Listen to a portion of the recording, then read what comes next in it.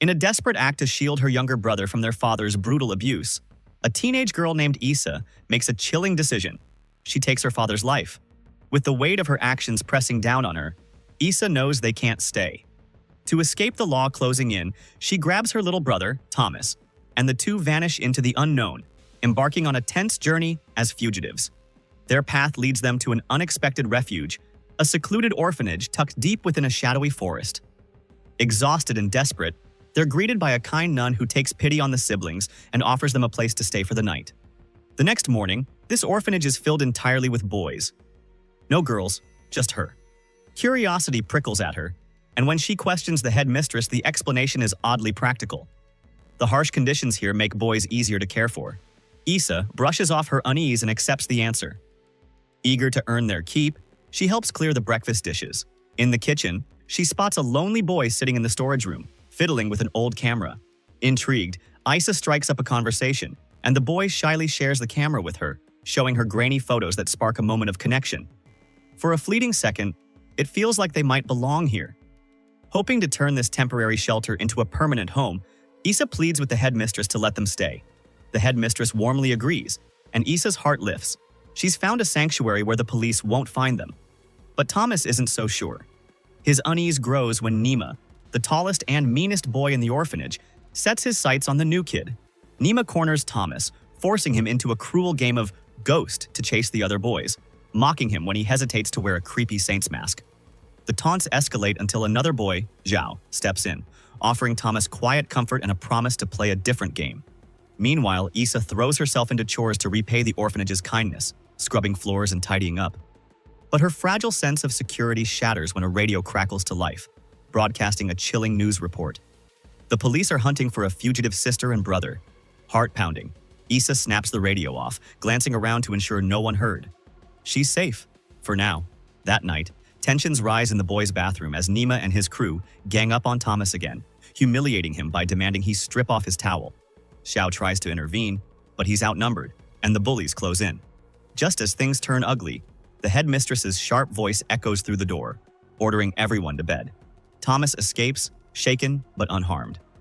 Later, as the siblings huddle together, Thomas begs Issa to leave, insisting the orphanage feels wrong. Issa, ever the protector, reassures him that staying here keeps them hidden from the police. Reluctantly, Thomas agrees.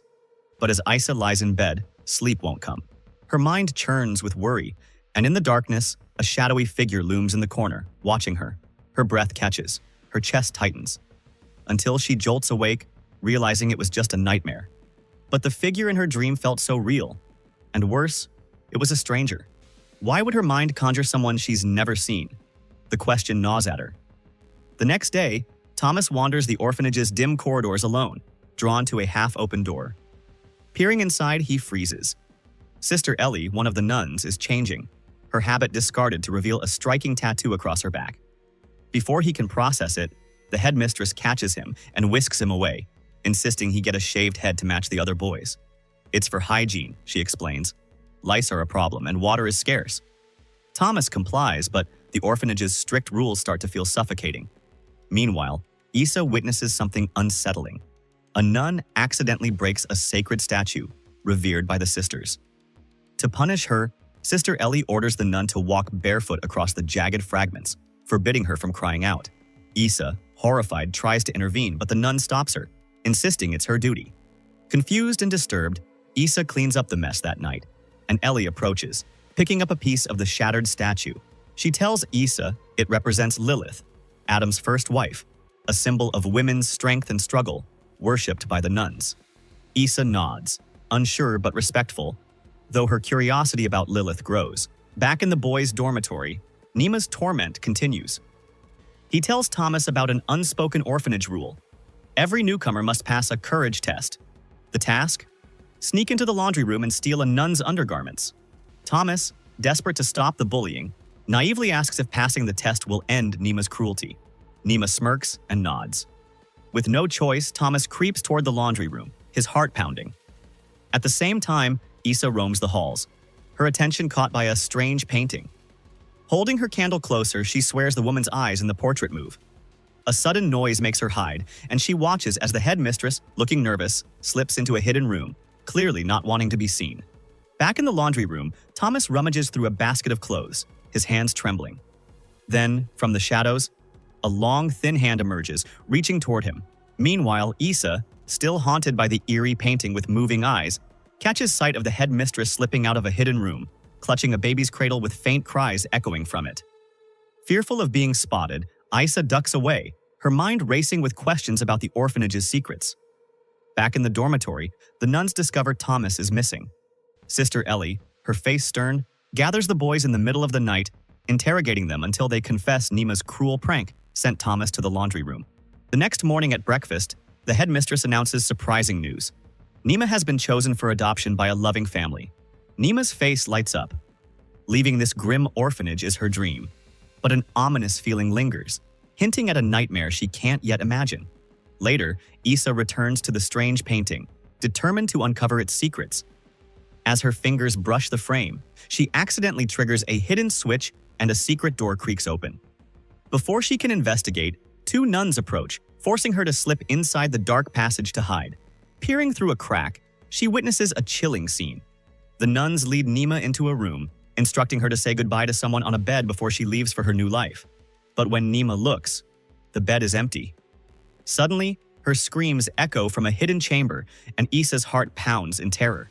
Before she can act, a mute boy grabs her, pulling her through another exit. Desperate for answers, she begs him to reveal the orphanage's secrets, but his wide, terrified eyes say it all. He flees without a word. By morning, Issa's suspicions harden. This orphanage is hiding something evil. She urges Thomas to leave, but he hesitates. With Nima gone, the bullying has stopped, and the promise of food, shelter, and safety feels comforting. Issa insists the danger is real, but Thomas, naive and hopeful, wants to stay. Soon, the headmistress calls Issa in with good news. A wealthy family wants to adopt Thomas. Sensing a trap, Issa lies, claiming they've found a safe haven elsewhere. The headmistress's eyes narrow, seeing through the ruse. She pulls out a faded photo, and Issa's blood runs cold. It's her mother, dressed as a nun. The headmistress reveals she recognized Issa by her necklace. Issa's mother was once their leader but betrayed them, fleeing out of pity for a baby, Issa herself. The headmistress even chose the name Issa, believing it was perfect. Dropping all pretense, she hints at the orphanage's dark purpose, leaving Issa stunned. Panicked, Issa bolts from the office, but nuns block the stairs. She ducks back into the secret passage, stumbling into a bedroom where a figure lies under a sheet. Trembling, she lifts it and gasps. A female corpse, likely Lilith, the figure the nuns revere.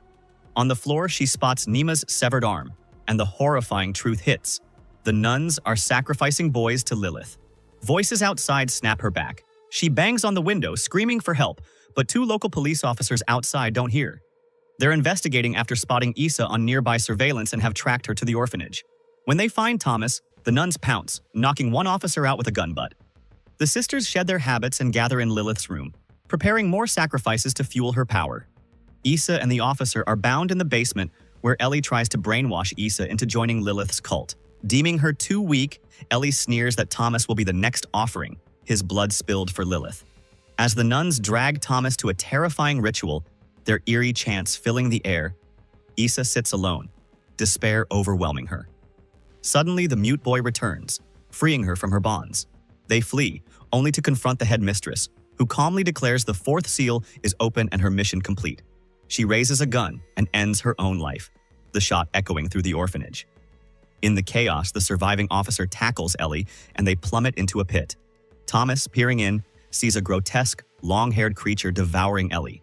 A servant shoves him in, and the bound officer becomes the monster's next meal. Thomas hides, trembling, as Issa grabs the headmistress's shotgun and descends to save him. The creature, sated, rests nearby. Thomas scrambles up a ladder, but as Issa follows, the monster charges. She fires, but the shot does nothing, and the gun's empty. Climbing frantically, Issa glimpses her abusive father in the creature's form, a haunting echo of her past. A sudden gunshot rings out, and the monster collapses. Thomas, clutching the officer's pistol, has saved her. Their relief is fleeting. As they rush to escape the orphanage, Thomas begs Issa to save Xiao. She races to the boys' dormitory, but moments later, screams pierce the air. Thomas sprints upstairs and freezes in horror. Issa, transformed by something dark, has killed Xiao, her face smeared with blood. The nightmare of Dark Knight Orphanage ends with a gut-wrenching twist, leaving you questioning who or what Isa has become. This 2025 Filipino horror film weaves a chilling tale with heart-pounding jump scares and a shocking finale that hits like a sledgehammer. If that twist in Dark Knight Orphanage gave you chills, smash that like button and subscribe for more spine-tingling recaps. Drop a comment with your thoughts on Isa's shocking turn, and we'll see you in the next video.